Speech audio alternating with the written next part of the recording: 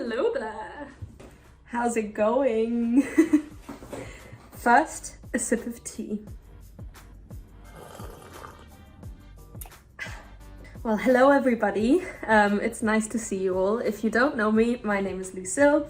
I am a German international student at the University of Portsmouth, and it's been a while since I last posted on the UP Global YouTube channel. But I have some very exciting news with me that I can share with you today, which is that I will be starting a new series on our UP Global channels called the Placement Diaries. Now, let me explain a little bit of what I'm going to do in this series and what this series is all about. So I just started a placement year this year, and some of you might have lots of questions around how placements work, what you do on placements, what you learn from them. So I will be following my experience on camera for you guys so I can answer all of your burning questions. To start off the series, I wanted to do an introductory video on what is a placement.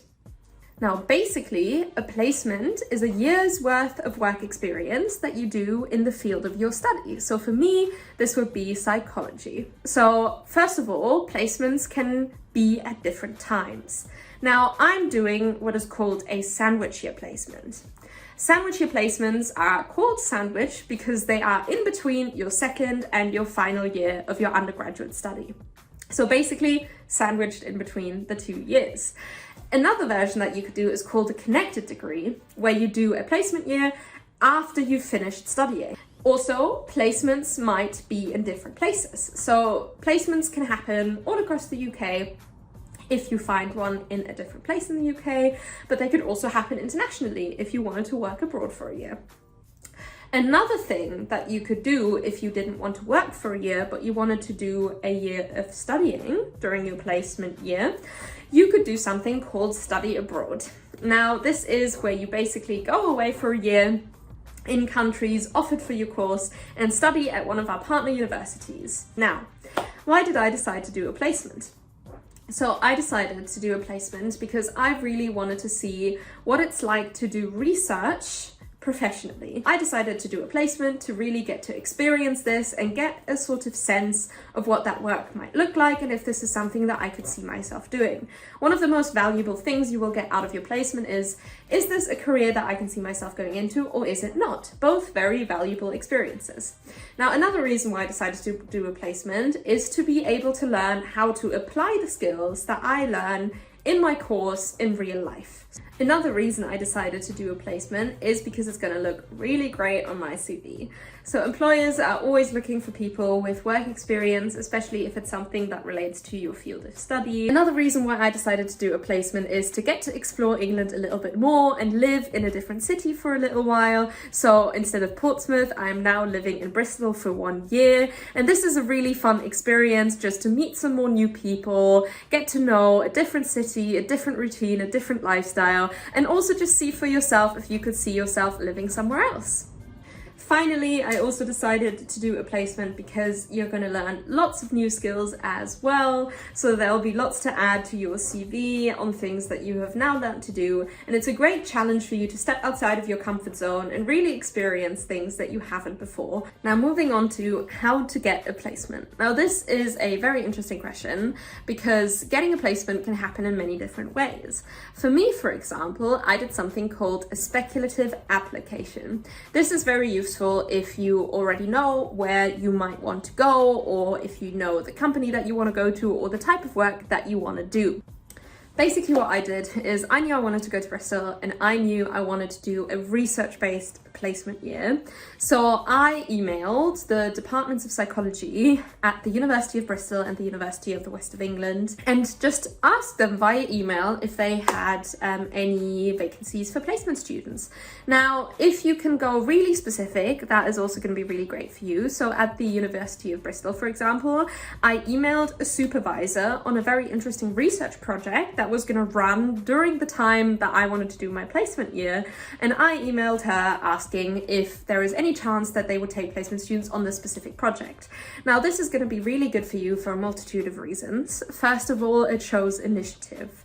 Initiative is great because that shows the employers that you will be hardworking, that you're very interested in the work that they are doing. Now, luckily for me, that worked out really well for me. The University of Bristol accepted me as a placement student, and I am now a researcher with the Tobacco and Alcohol Research Group at the Department of Psychology at the University of Bristol. So I get to do research with the people that I applied to, and this opportunity wasn't even listed. The traditional way to apply is to check for placement listings, either via the Placement Hub of the University of Portsmouth. So they will usually have dedicated websites like the job site of the University of Portsmouth, but for placements. So you will be able to look for placements, filter them by the type of field, the type of work, maybe even the location, and apply to placements through this portal.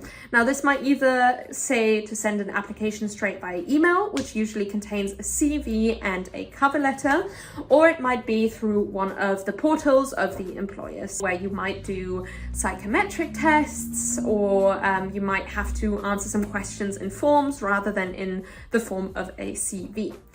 Now, you will also be able to look for placements externally to the university. So there will be other job sites like LinkedIn, Indeed, etc., where you will be able to look. This option is really great if you don't know specifically what you're looking for. It gives you the opportunity to apply to lots of different positions and just kind of see where it leads you.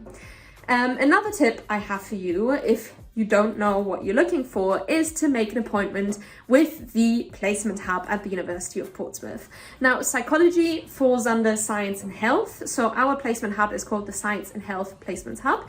In your first year, I would recommend being put on the mailing list of the Placements Hub, where you will be sent opportunities about placements. This is not to apply, this is just for you to get an idea of what kind of opportunities are out there and really help shape to know what you want to apply to next year. Also, if you're unsure, I would advise making an appointment with the Placements Hub, and they can give you a placement advisor to really discuss what kind of things you might like or not like to do, and really boil it down so that you already know what you're looking for when the opportunities are rolling in for you to apply in your second year. Now, at the start of your second year, it's going to be really important that you have a strong CV, that you know how to write a cover letter, and that you know how to present yourself in interviews and assessment centres. Now, the best way to find help for that is both at the Placement Hub for placement-specific advice, but also at the careers team at the University of Portsmouth, who will be able to do things like mock interviews with you, and they can also check your CV. Now, once those placement opportunities start rolling in during your second year, I would advise that you try applying to placements that you aren't as keen on first, just so you can get that experience with applying, writing cover letters, going to interviews, and then apply to ones that you really, really want after you've had that experience. Because if nothing else, you're not going to be as nervous because you know you've done it before and you know you can do it. And if you get rejected, also don't be discouraged. One of my top tips is to send rejection emails. So what that means is you respond to that rejection with a kind email thanking the employer for the opportunity, saying that it's a shame that you were really interested, but that you would love to hear about further future opportunities if there's a potential mailing list you can be put on. And then also, another great thing, sometimes they will specify in the rejection email already that they can't do this, but if they don't, I would always check to ask for feedback. Feedback on your interview, feedback on your application, just to see what can you improve for other opportunities. So what actually happens when you get accepted? Now, when you get accepted and you decide that this is a placement that you would like to do, you will notify the University of Portsmouth's placement team, and they will set things in motion to deal with sort of technicalities, practicalities, health and safety checks, for example. Now, don't worry about this bit. Yes, there will be paperwork, but the university will be there to support you at every stage of the process, and it will be done before you know it. Now, some more things to consider before your placement are things like housing, and also just so you know, some placements are unpaid. If that is the case, usually you will be asked to work part-time by the university just to make sure you have some extra space and time to make money with part-time work if you need to. And if the placement is paid, which some of them are as well, although they are quite competitive, you might want to work full-time just to make sure you get that full breadth of experience. And then finally, for when you start your placement, just a short tip for those first couple of weeks: get comfortable. Get to know the city where you are living, get to know the people you will be working with, make some new friends, get to know the space and the equipment you'll be working with, because the more comfortable you are and the more questions you get answered in those first couple of weeks, the easier it will be for you to start off your placement and to work well and to work comfortably and to get creative. And of course, the most important thing, have fun, enjoy yourself. To finish this first vlog of the series, I wanted to say thank you guys for joining me. If you have any questions unanswered, please put them down below. I will do a Q&A vlog at some point throughout the series where I will be answering all of your questions, and the next vlog you will see from me will be a week in the life. So I hope to see you guys there, and have a lovely day. Goodbye!